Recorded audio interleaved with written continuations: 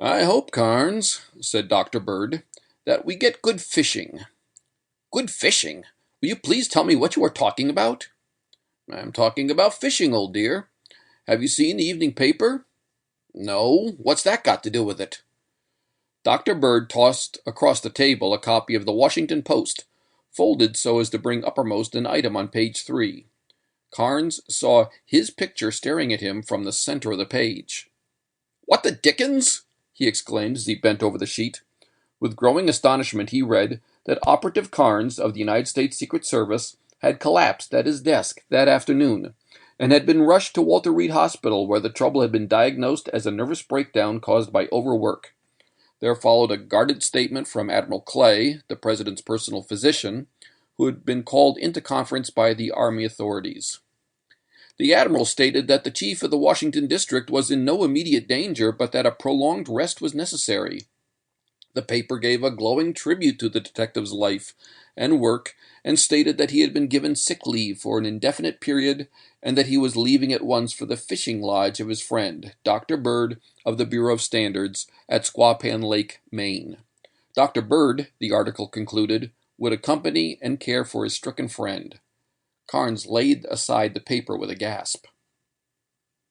"Do you know what all this means?" Carnes demanded. "It means, Carnsey, old dear, that the fishing at Squapan Lake should be good right now, and that I feel the need of accurate information on the subject. I didn't want to go alone, so I engineered this outrage on the government, and am taking you along for company. For the love of Mike, look sick from now on until we are clear of Washington.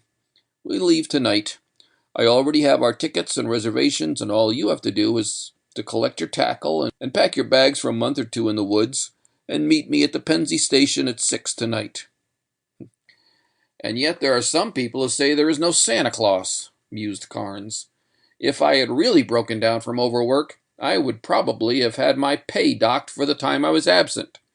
But a man with official pull in this man's government wants to go fishing, and presto, the wheels move and the way is clear. Doctor, I'll meet you as directed." "Good enough," said Dr. Bird. "By the way, Carnes," he went on as the operative opened the door, "bring your pistol." Carnes whirled about at the words. "Are we going on a case?" he asked. "That remains to be seen," replied the doctor enigmatically. "At all events, bring your pistol. In answer to any questions, we are going fishing. In point of fact, we are, with ourselves as bait. If you have a little time to spare this afternoon, you might drop around the office of the Post and get them to show you all the amnesia cases they have had stories on during the past 3 months. They will be interesting reading. No more questions now, old dear. We'll have lots of time to talk things over while we are in the Maine woods." Late that next evening, they left the Bangor in a Aroostook train at Masardis and found a Ford truck waiting for them. Over a rough trail they were driven for 15 miles, winding up at a log cabin which the doctor announced was his. The truck deposited their belongings and jounced away, and Dr. Bird led the way to the cabin, which proved to be unlocked. He pushed open the door and entered, followed by Carnes. The operative glanced at the occupants of the cabin and started back in surprise. Seated at a table were two figures. The smaller of the two had his back to the entrance, but the larger one was facing them. He rose as they entered, and Carnes rubbed his eyes and reeled weakly against the wall. Before him stood a replica of Dr. Bird.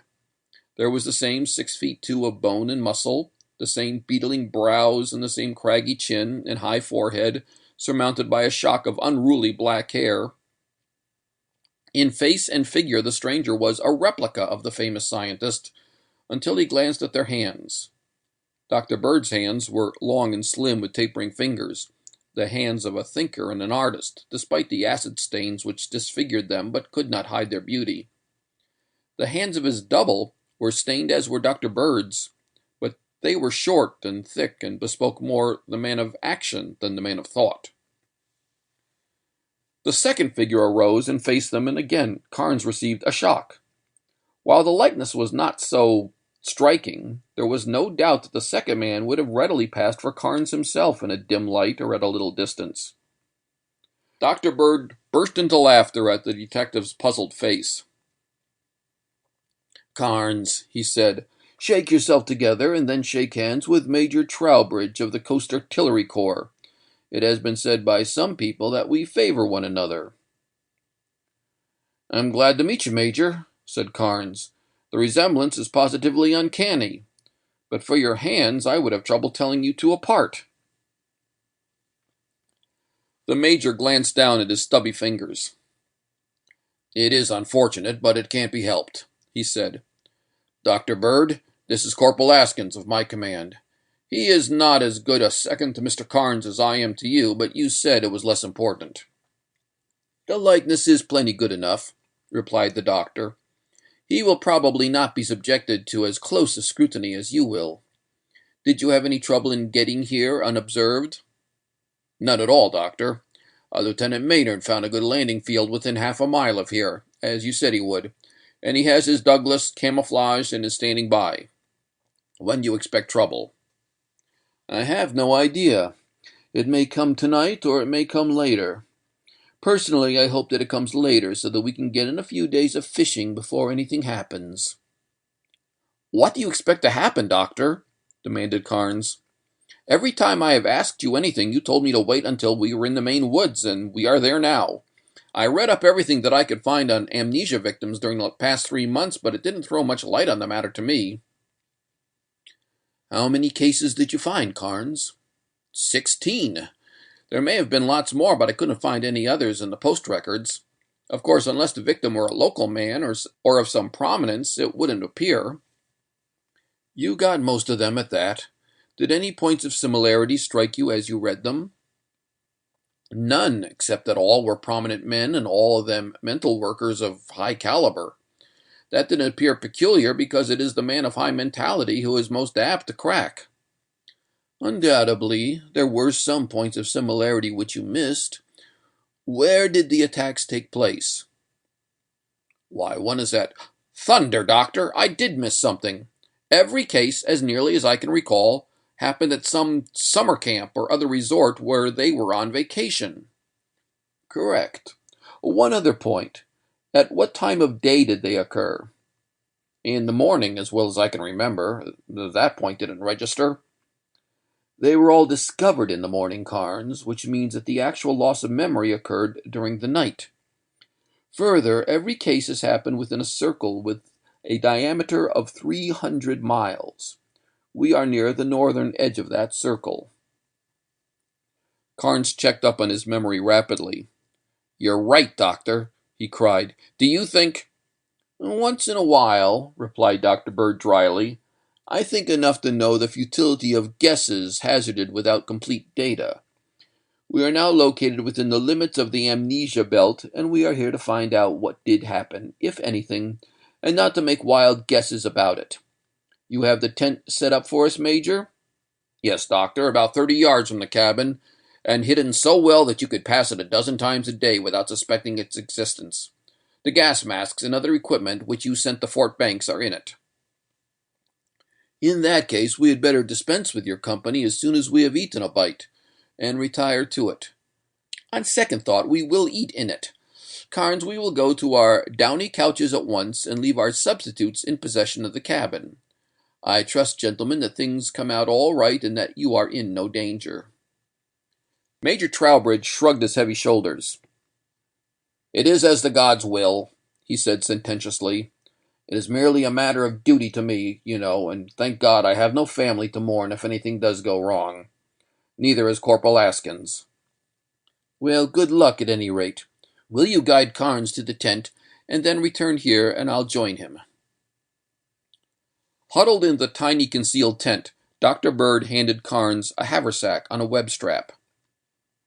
"This is a gas mask," he said. "Put it on your neck, and keep it ready for instant use. I have one on, and one of us must wear a mask continually while we are here.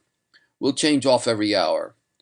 If the gas used is lethane, as I suspect, we should be able to detect it before it gets too concentrated. But some other gas might be used, and we must take no chances. Now look here." With the aid of a flashlight, he showed Carnes a piece of apparatus which had been set up in the tent. It consisted of two telescopic barrels, one fitted with an eyepiece, and the other which was at a wide angle to the first, with an objective glass. Between the two was a covered round disc from which projected a short tube fitted with a protecting lens. This tube was parallel to the telescopic barrel containing the objective lens. "This is a new thing which I have developed, and it is getting its first practical test tonight," he said. "It is a gas detector. It works on the principle of the spectroscope, with modifications. From this projector goes out a beam of invisible light, and reflections are gathered and thrown through a prism of the eyepiece. While a spectroscope requires that the substance which it examines be incandescent and throw out visible light rays in order to show the typical spectral lines, this device catches the invisible ultraviolet on a fluorescent screen and analyzes it spectroscopically. Whoever has the mask on must continually search the sky with it and look for the three bright lines which characterize lethane, one at 230, one at 240, and a third at 670 on the illuminated scale. If you see any bright lines in those regions or any other lines that are not continually present, call my attention to it at once. I'll watch for the first hour." At the end of an hour, Dr. Bird removed his mask with a sigh of relief, and Carnes took his place at the spectroscope. For half an hour he moved the glass about, and then spoke in a guarded tone. "I don't see any of the lines you told me to look for," he said, "but in the southwest I get wideband at 310 and two lines at about 520. Dr. Bird advanced toward the instrument, but before he reached it, Carnes gave an exclamation. "There they are, Doctor!" he cried. Dr. Bird sniffed the air. A faint sweetish odor became apparent, and he reached for his gas mask. Slowly his hands drooped, and Carnes grasped him and drew the mask over his face. Dr. Bird rallied slightly and feebly drew a bottle from his pocket and sniffed it. In another instant he was shouldering Carnes aside and staring through the spectroscope. Carnes watched him for an instant, and then a low whirring noise attracted his attention, and he looked up. Silently he caught the doctor's arm in a vice-like grip and pointed. Hovering above the cabin was a silvery globe, faintly luminous in the moonlight.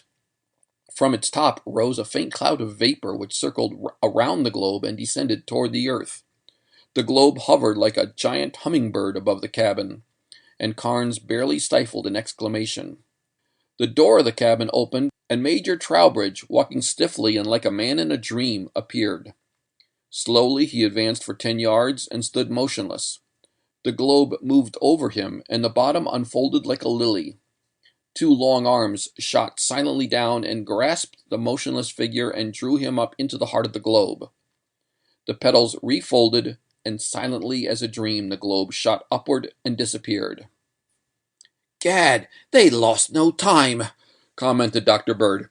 "Come on, Carnes, run for your life, or rather, for Trowbridge's life. No, you idiot, leave your gas mask on.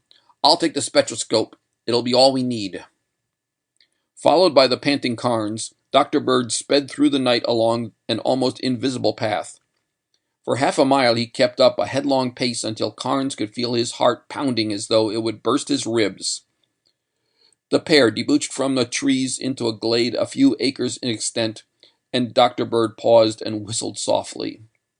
An answering whistle came a few yards away, and a figure rose in the darkness as they approached.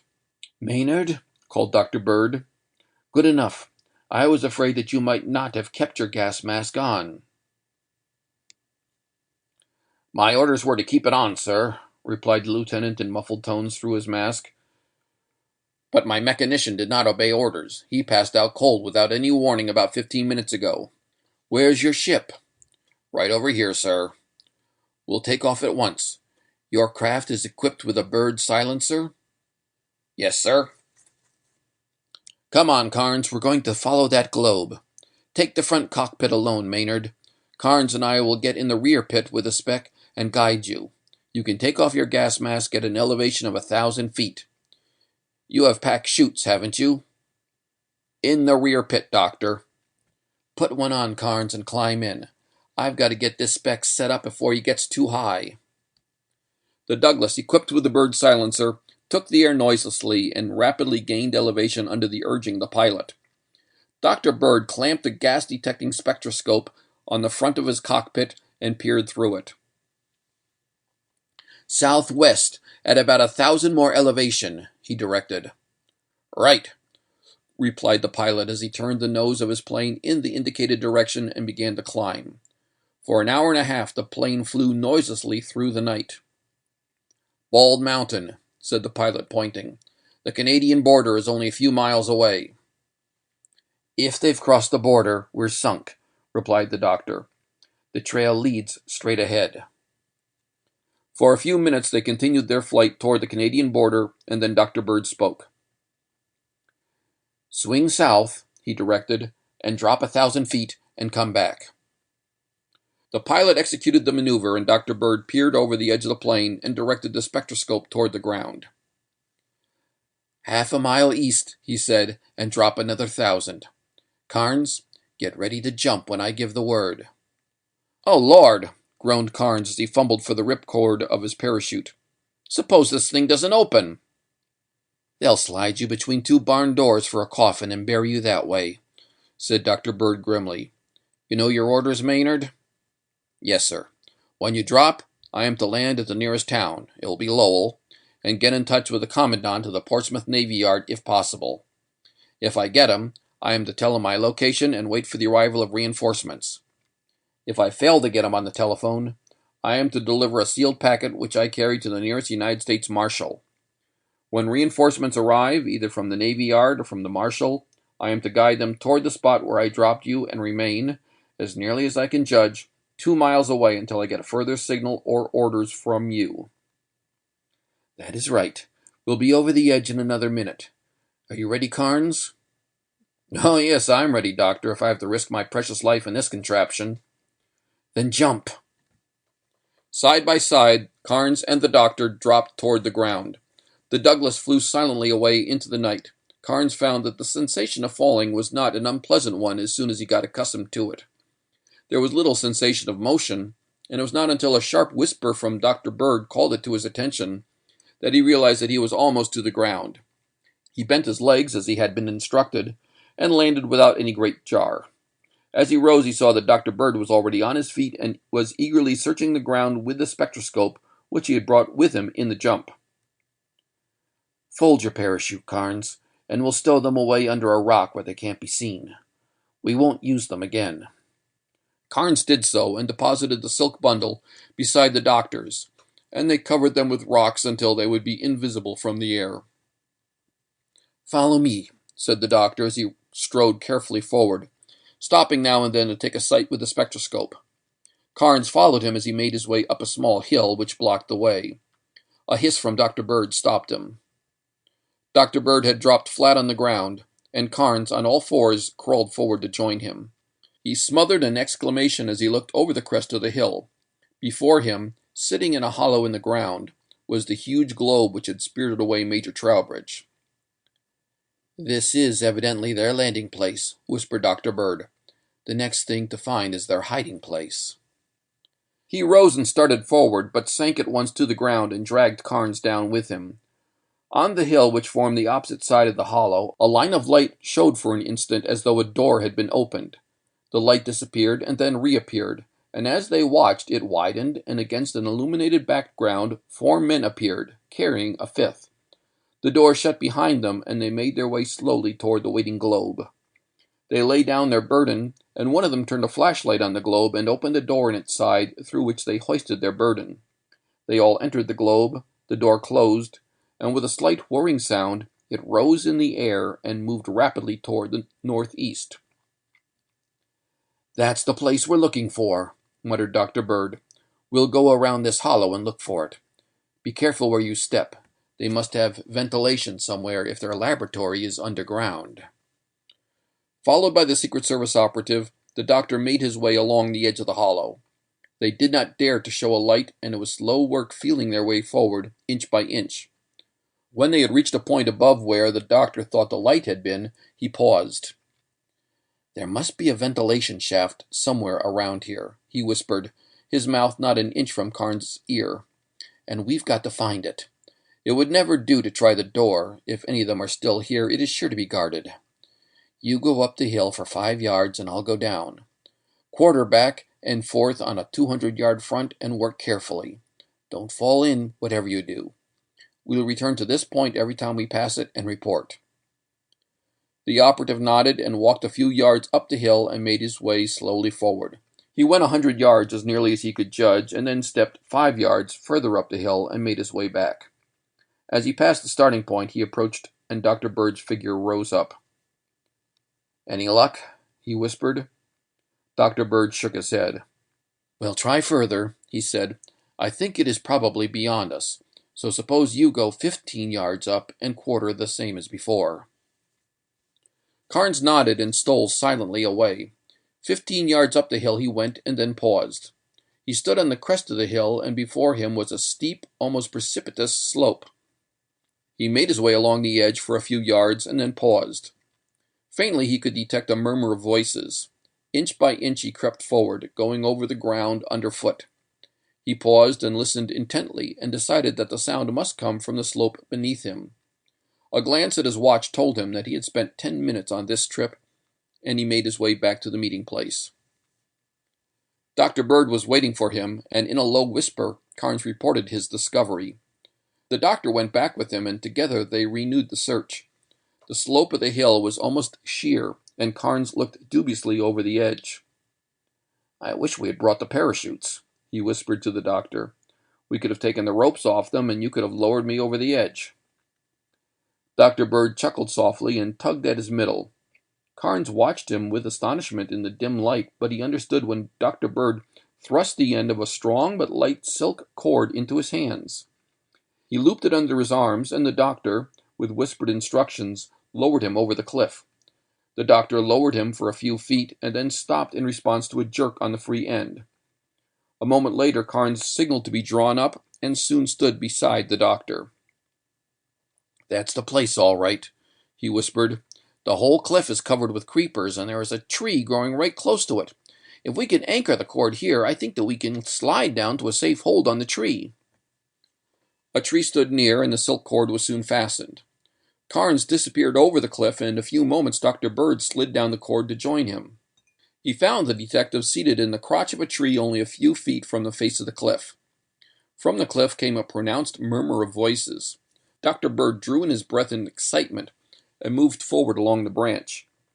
He touched the stone, and after a moment of searching, he cautiously raised one corner of a painted canvas flap and peered into the cliff.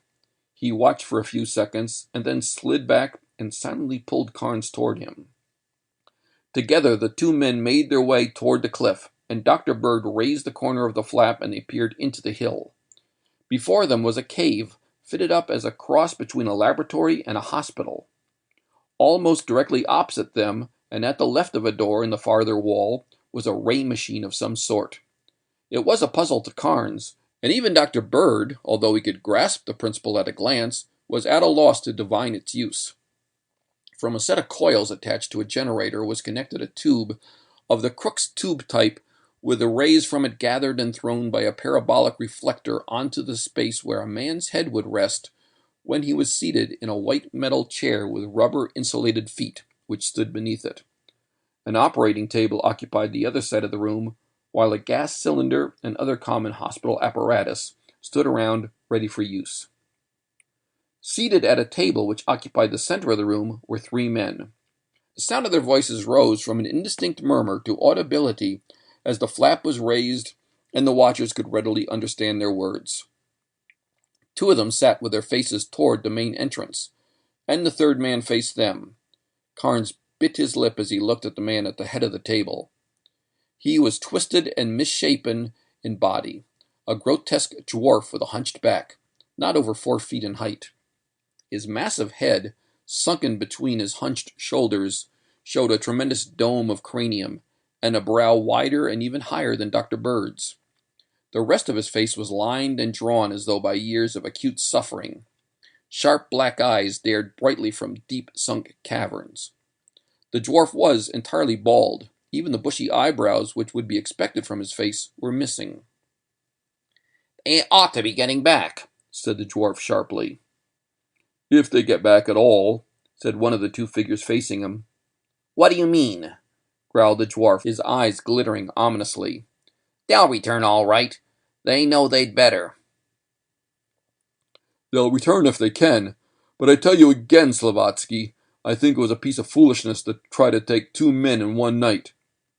We got Bird all right, but it is getting late for a second one, and they had to take Bird over 100 miles and then go nearly 300 more for Williams.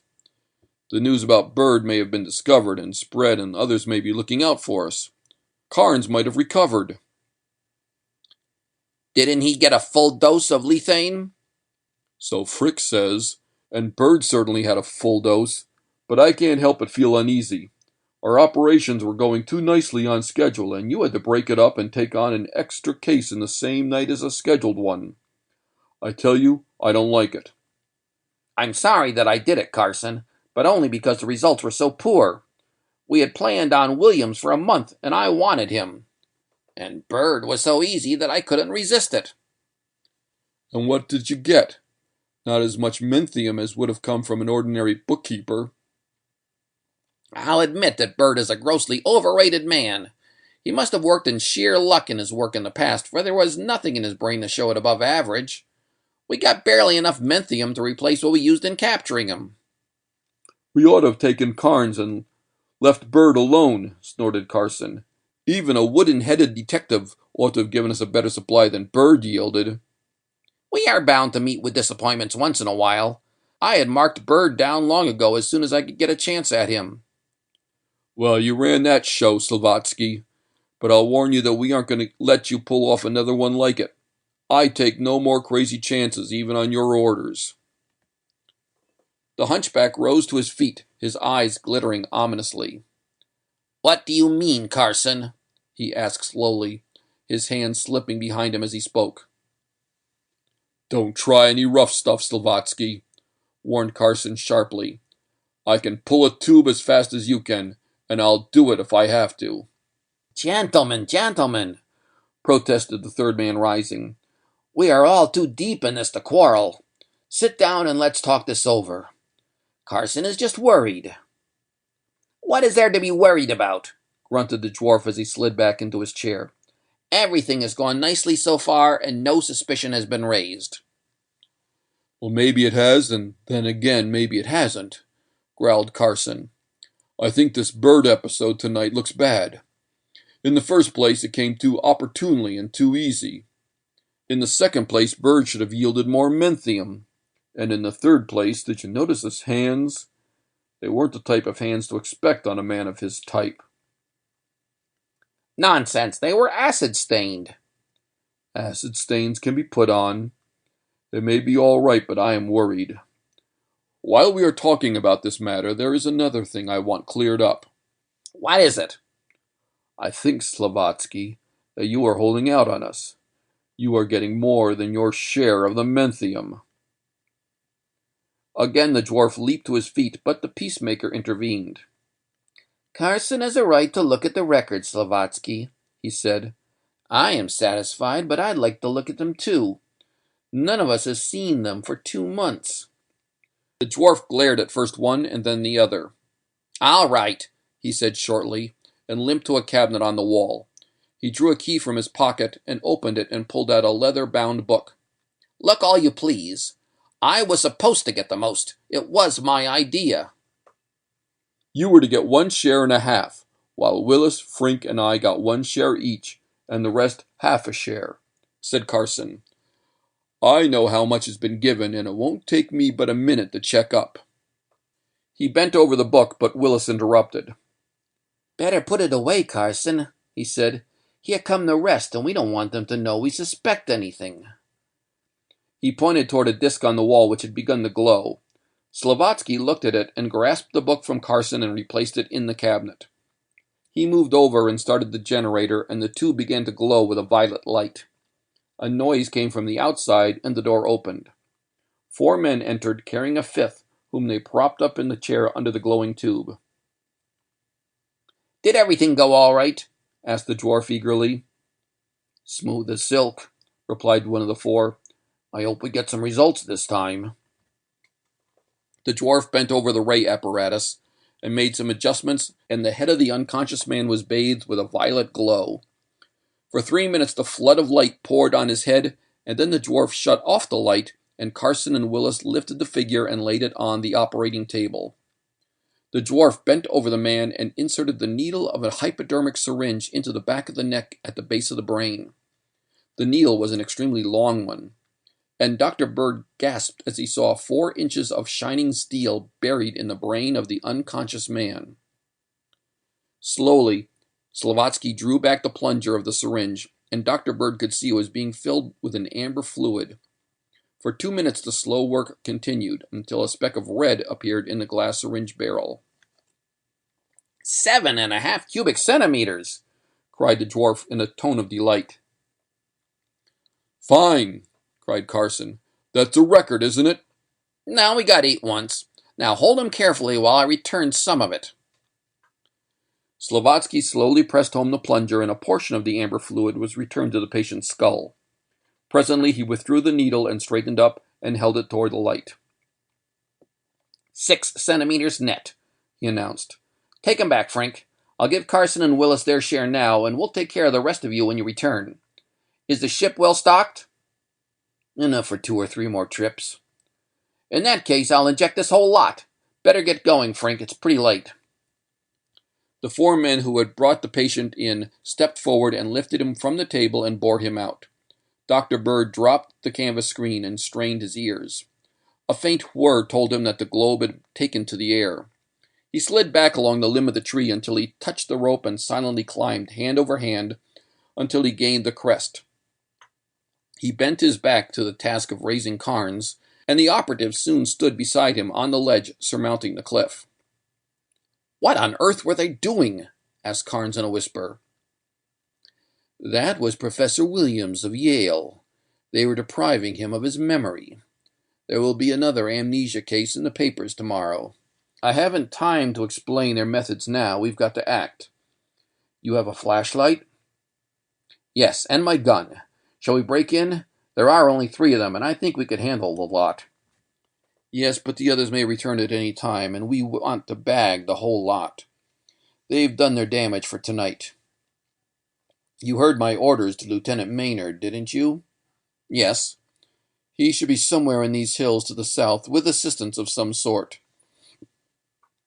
The signal to them is 3 long flashes, followed in turn by 3 short ones, and 3 more long.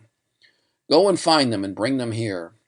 When you get close, give me the same light signal, and don't try to break in unless I am with you. I am going to reconnoiter a little more, and make sure there is no back entrance through which they can escape. Good luck. Carnes, hurry all you can. There is no time to be lost.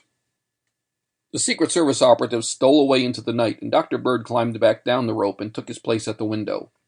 Willis lay on the operating table unconscious, while Slavatsky and Carson studied the now partially emptied syringe. You gave him his full share, all right, Carson was saying. I guess you are playing square with us. I'll take mine now. He lay down on the operating table, and the dwarf fitted an anesthesia cone over his face and opened the valve of the gas cylinder. In a moment he closed it and rolled the unconscious man on his face and deftly inserted the long needle. Instead of injecting a portion of the contents of the syringe, as Dr. Bird had expected to do, he drew back on the plunger for a minute and then took out the needle and held the syringe to the light. Well, Mr. Carson, he said with a malignant glance at the unconscious figure, that recovers the dose you got a couple of weeks ago while Willis watched me. I don't think you really need any menthium. Your brain is too active to suit me as it is. He gave an evil chuckle and walked to the far side of the cave and opened a secret panel. He drew from a recess a flask and carefully emptied a portion of the contents of the syringe into it. He replaced the flask and closed the panel, and with another chuckle he limped over to a chair and threw himself down in it. For an hour he sat motionless, and Dr. Bird carefully worked his way back along the branch and climbed the rope and started for the hollow. A faint whirring noise attracted his attention, and he could see the faintly luminous globe in the distance, rapidly approaching. It came to a stop at the point where it had previously landed, and 4 men got out. Instead of going toward the cave, they towed the globe, which floated a few inches from the earth, toward the side of the hill farthest from where the doctor stood. 3 of them held it, while the 4th went forward and bent over some controls on the ground. A creaking sound came through the night, and the men moved forward with the globe. Presently its movement stopped, and men reappeared. Again came the creaking sound, and the globe faded out as though a screen had been drawn in front of it. The 4 men walked toward the door of the cave. Dr. Bird dropped flat on the ground and saw them pause a few yards below him on the hill and again work some hidden controls. A glare of light showed for an instant, and they disappeared, and everything was again quiet. Dr. Bird debated the advisability of returning to the window, but decided against it and moved down the face of the hill. Inch by inch he went over the ground, but found nothing. In the darkness he could not locate the door, and he made his way around to the back of the hill. The precipice loomed above him, and he swept it with his gaze, but he could locate no opening in the darkness, and he dared not use a flashlight. As he turned, he faced the east and noticed with a start of surprise that the sky was getting red. He glanced at his watch and found that Carnes had been gone for nearly 3 hours. "Great Scott!" he exclaimed in surprise. "Time has gone faster than I realized. He ought to be back at any time now." He mounted the highest point of the hill and sent 3 long flashes, followed in turn by 3 short and 3 more long to the south, and watched eagerly for an answer. He waited 5 minutes and repeated the signal, but no answering flashes came from the empty hills. With a grunt which might have meant anything, he turned and made his way toward the opposite side of the hollow, where the globe had disappeared. Here he met with more luck. He had marked the location with extreme care, and he had not spent over 20 minutes feeling over the ground before his hand encountered a bit of metal. As he pulled on it, his eyes sought the side of the hill. The dawn had grown sufficiently bright for him to see the result of his action. A portion of the hill folded back, and the faintly glowing ship became visible. With a muttered exclamation of triumph, he approached it. The globe was about 9 feet in diameter, and was without visible doors or windows. Around and around it the doctor went, searching for an entrance. The ship now rested solidly on the ground. He failed to find what he sought, and his sensitive hands began to go over it, searching for an irregularity. He had covered nearly half of it before his finger found a hidden button and pressed it. Silently, a door in the side of the craft opened, and he advanced to enter. "Keep them up," said a sharp voice behind him. Dr. Bird froze into instant immobility, and the voice spoke again. "Turn around." Dr. Bird turned and looked full into the eye of a revolver held by the man the dwarf had addressed as Frink. Behind Frink stood the dwarf and 3 other men. As his eye fell on Dr. Bird, Frink turned momentarily pale and staggered back, the revolver wavering as he did so. Dr. Bird made a lightning-like grab for his own weapon, but before he could draw it, Frink had recovered, and the revolver was again steady. "Dr. Bird!" gasped Slavatsky. "Impossible!" "Get his gun, Harris," said Frink. One of the men stepped forward and dexterously removed the doctor's automatic and frisked him expertly to ensure himself that he had no other weapon concealed. "Bring him to the cave," directed Slavatsky, who, though obviously still shaken, had just as obviously recovered enough to be a very dangerous man. 2 of the men grasped the doctor and led him along toward the entrance to the laboratory cave, which stood wide open in the gathering daylight. Frink paused long enough to shut the side of the hill and conceal the ship, and then followed the doctor. In the cave the door was shut, and the doctor placed against the wall under the window through which he had peered earlier in the night. Slavatsky took his seat at the table, his malignant black eyes boring into the doctor. Carson and Willis sat on the edge of the operating table, evidently still partially under the effects of the anesthetic that had been administered to them. "How did you get back here?" demanded Slavatsky. "Find out," snapped Dr. Bird. The dwarf rose threateningly. "Speak respectfully to me. I am the master of the world," he roared in an angry voice. "Answer my questions when I speak, or means will be found to make you answer. How did you get back here?" Dr. Bird maintained a stubborn silence, his fierce eyes answering the dwarf's, look for look, and his prominent chin jutting out a little more squarely. Carson suddenly broke the silence. "That's not the Bird we had here earlier," he cried as he staggered to his feet. What do you mean? Demanded Slavatsky, whirling on him. Look at his hands, replied Carson, pointing. Slavatsky looked at Dr. Bird's long, mobile fingers, and an evil leer came over his countenance. So, Dr. Bird, he said slowly, you thought to match wits with Ivan Slavatsky, the greatest mind of all the ages. For a time you fooled me when your double was operated on here, but not for long. I presume you thought that we had no way of detecting the substitution. You have discovered differently. Where is your friend, Mr. Carnes? Didn't your men leave him in the cabin when you kidnapped me? Slavatsky looked at Frink inquiringly. He stayed in the cabin if he was in it when we got there, the leader of the kidnapping gang replied. He got a full shot of lethane and he's due to be asleep yet. I don't know how this man recovered. I left him there myself. Fool! Shrieked Slavatsky. You brought me a double, a dummy whom I wasted my time in operating on. Was the other a dummy too? I didn't enter the cabin. Slavatsky shrugged his shoulders. If that is all the good the menthium I've injected has done you, I might as well have saved it. It doesn't matter, however, we have the one we wanted. Dr. Bird, it was very thoughtful of you to come here and offer your marvelous brain to strengthen mine. I have no doubt that you will yield even more menthium than Professor Williams did this evening, especially as I will extract your entire supply and reduce you to permanent idiocy. I will have no mercy on you as I have on the others I have operated on. Dr. Bird blanched in spite of himself at the ominous words. You have the whip hand for the moment, Slavatsky, but my time may come, and if it does, I will remember your kindness. I saw your operation on Professor Williams this evening and know your power. I also know that you stole the idea and method from Schweigart of Vienna. I saw you inject the fluid you drew into Willis's brain. Shall I tell you what else I saw? It was the dwarf's turn to blanch, but he recovered himself quickly. Into the chair with him, he roared. 3 of the men grasped the doctor and forced him into the chair, and Slavatsky started the generator. The violet light bathed Dr. Bird's head, and he felt a stiffness and contraction of his neck muscles. And as he tried to shout out his knowledge of Slavatsky's treachery, he found that his vocal cords were paralyzed. Through a gathering haze, he could see Carson approaching with an anesthesia cone, and the sweet smell of lethane assailed his nostrils. He fought with all his force, but strong hands held him, and he felt himself slipping, and then falling into an immense void.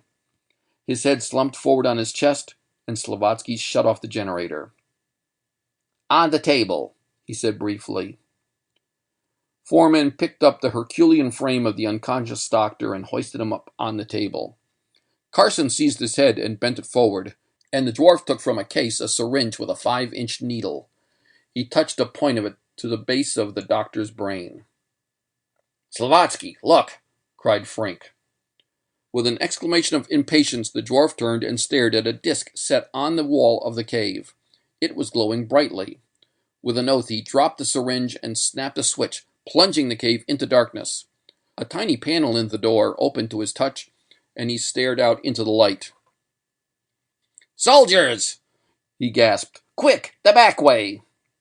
As he spoke, there came a sound as of a heavy body falling at the back of the cave. Slavatsky turned the switch and flooded the cave with light. At the back of the cave stood Operative Carnes, an automatic pistol in his hand. Open the main door, Carnes snapped. Slavatsky made a move toward the light, and Carnes' gun roared deafeningly in the confined space. The heavy bullet smashed into the wall an inch from the dwarf's hand, and he started back. Open the main door, ordered Carnes again. The men stared at one another for a moment, and the dwarf's eyes fell. Open the door, Frink, he said. Frink moved over to a lever. He glanced at Slavatsky, and a momentary gleam of intelligence passed between them. Frink raised his hand toward the lever, and Carnes' gun roared again, and Frink's arm felt limp from a smashed shoulder. Slavatsky, said Carnes sternly, come here. Slowly the dwarf approached. Turn around, said Carnes. He turned and felt the cold muzzle of Carnes' gun against the back of his neck. Now, tell one of your men to open the door, said the detective. If he promptly obeys your order, you are safe. If he doesn't, you die. Slavatsky hesitated for a moment, but the cold muzzle of the automatic bored into the back of his neck, and when he spoke it was in a quavering whine. "Open the door, Carson," he whimpered. There was a moment of pause.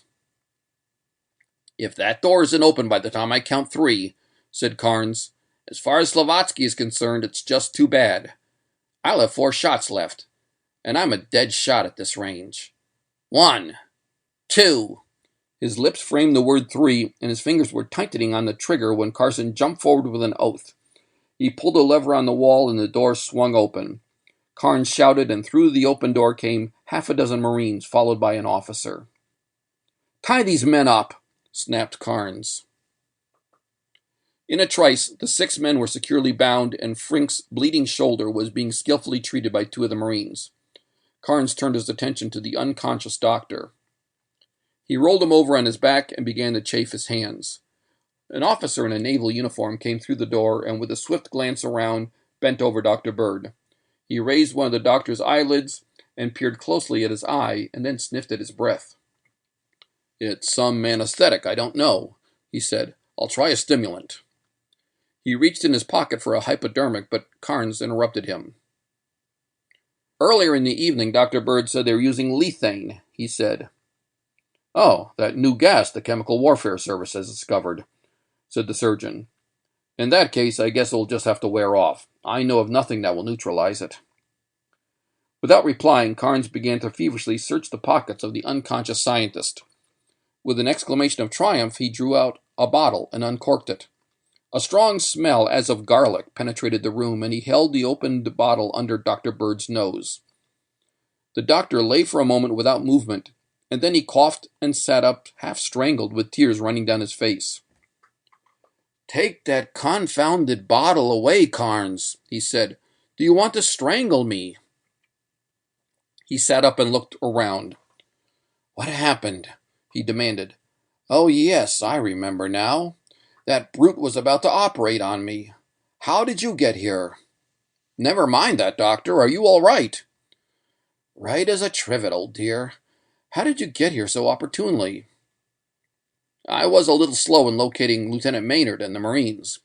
When we got here, I was afraid we couldn't find the door, so I took Maynard and a detail around to the back, and I went up to the top and slid down our cord and looked in the window. You were unconscious, and Slavatsky was bending over you with a needle in his hand. I was about to try a shot at him when something called their attention to the men in front, and I squeezed through the window and dropped in on them. They didn't seem any too glad to see me, but I overlooked that and insisted on inviting the rest of my friends in to share in the party. That's all." "Carnes," said the doctor, "you're probably lying like a trooper when you make out that you did nothing, but I'll pry the truth out of you sooner or later. Now I've got to get to work. Send for Lieutenant Maynard." One of the Marines went out to get the flyer, and Dr. Bird stepped to the cabinet from which Slavatsky had taken his record book earlier in the evening and took out the leather-bound volume. He opened it and had started to read when Lieutenant Maynard entered the cave. "Hello, Maynard," said the doctor, looking up. "Are the rest of the party on their way?" "They will be in less than 2 hours, Doctor." "Good enough. Have someone sent to guide them here. In the meanwhile, I'm going to study these records. Keep the prisoners quiet. If they make a noise, gag them. I want to concentrate." For an hour and a half, silence reigned in the cave. A stir was heard outside, and Admiral Clay, the president's personal physician, entered leading a stout gray-haired man. Dr. Bird whistled when he saw them and leaped to his feet as another figure followed the admiral. "The president!" gasped Carnes as the officers came to salute and the Marines presented arms. The president nodded to his ex-guard, acknowledged the salute of the rest, and turned to Dr. Bird. "Have you met with success, Doctor?" he asked. "I have, Mr. President, or rather I hope that I have.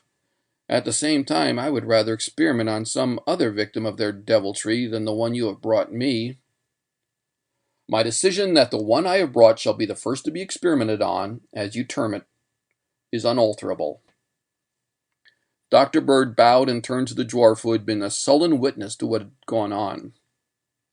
"Slavatsky," he said slowly, Your game is up.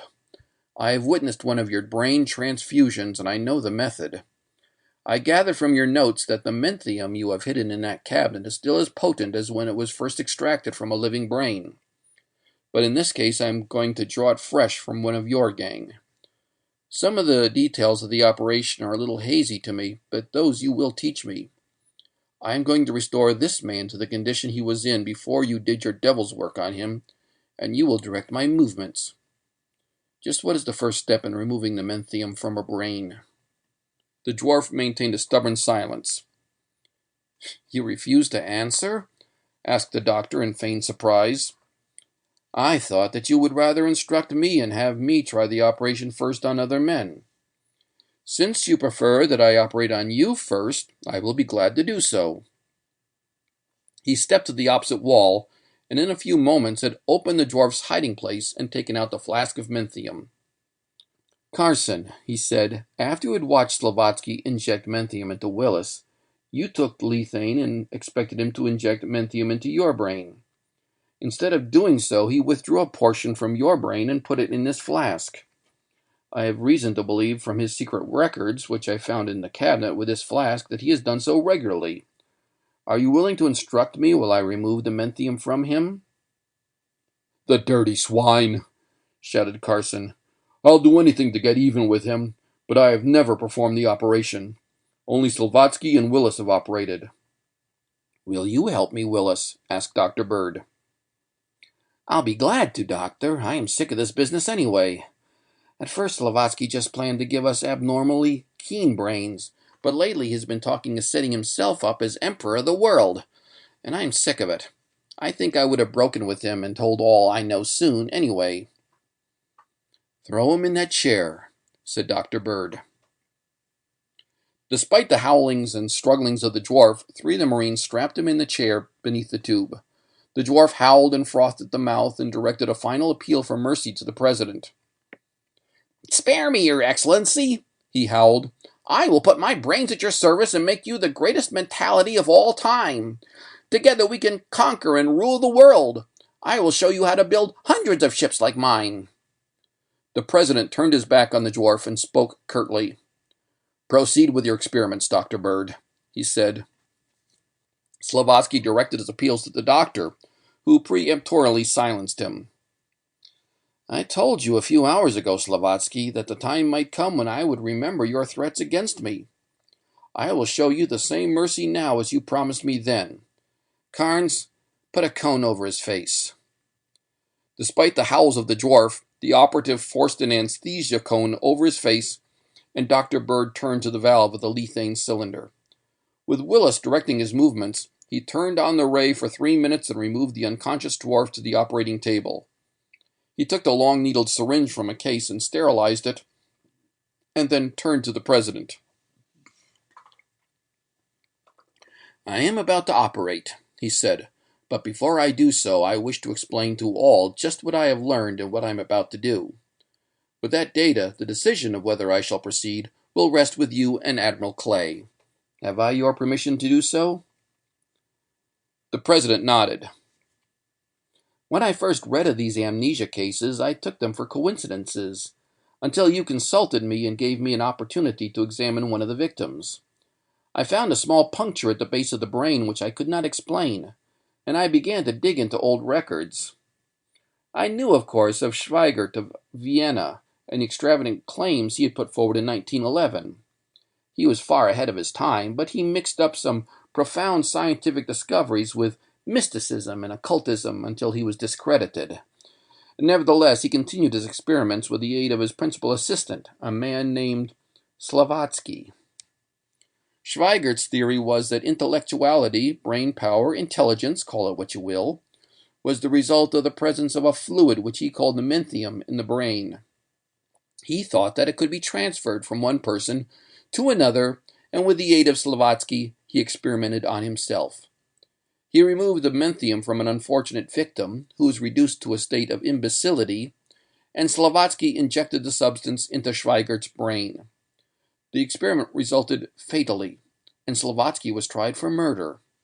He was acquitted of intentional murder, but was imprisoned for a time for manslaughter.